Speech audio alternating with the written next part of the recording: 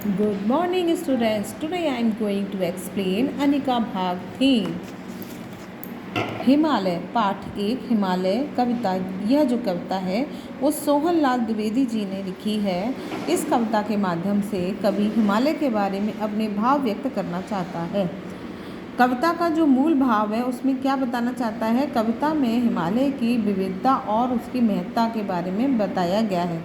विविधता यानी कि हिमालय में क्या डिफरेंट है और जगह से हिमालय क्यों डिफरेंट है और उसकी क्या इम्पोर्टेंस है, महत्ता है हमारी ज़िंदगी में।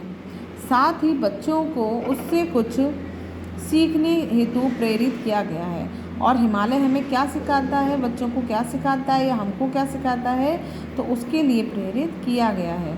खड़ा हिमालय बता रहा है, डरो न आंधी पानी में, खड़े रहो तुम अविचल होकर सब संकट तूफानी में, डिगो न अपने प्रण से तो तुम सब कुछ पा सकते हो प्यारे, तुम भी ऊंचे उठ सकते हो, छू सकते हो नभ के तारे।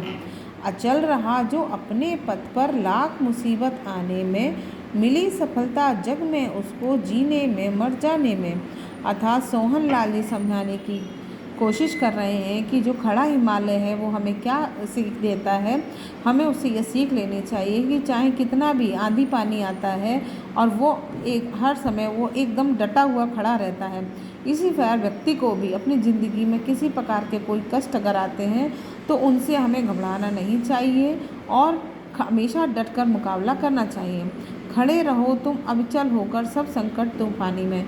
किसी प्रकार का कोई भी संकट अगर तूफान अगर आता है तो हिमालय बिल्कुल खड़ा रहता है, अविचल होकर खड़ा रहता है।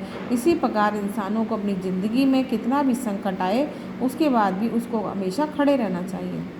डिगो न अपने प्रण से तो तुम, प्रण से यानी कि जो भी आप प्रॉमिस करते हैं तो उस प्रॉमिस से डिगो नहीं यानी कि उसको तोड़ना नहीं है।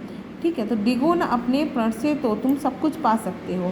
जब भी किसी से आप प्रॉमिस करो या कुछ भी प्रण करो कि हमें ये काम करना है तो उससे आप डिगो नहीं, अगर ऐसा करते हैं तो तुम भी ऊंचे उठ सकते हो, छू सकते हो नभ के तारे।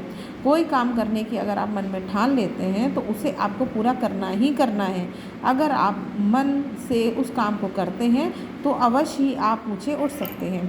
अचल रहा जो अपने पथ पर लाख मुसीबत आने पर, अगर चाहे ज़िंदगी में कितनी भी मुसीबतें आएँ, हिमालय के पर्वत के ज़िंदगी में जिस तरह से मुसीबतें आती हैं वो आज भी इतने सालों से वैसे ही खड़ा हुआ है। ऐसे ही इंसान की ज़िंदगी में चाहे कितनी भी मुसीबत आए उसे अचल रहकर अपने पथ पर खड़े रहना चाहिए। मिली सफलता जग में उसको जीने में मर जाने में, और अंत में जो हिमालय पर्वत की तरह अपने आप को अडिग रखकर हर मुसीबत का सामना करता है तो अंत में उसको ज़रूर सफलता मिलती है, चाहे जीने में और चाहे मर जाने में।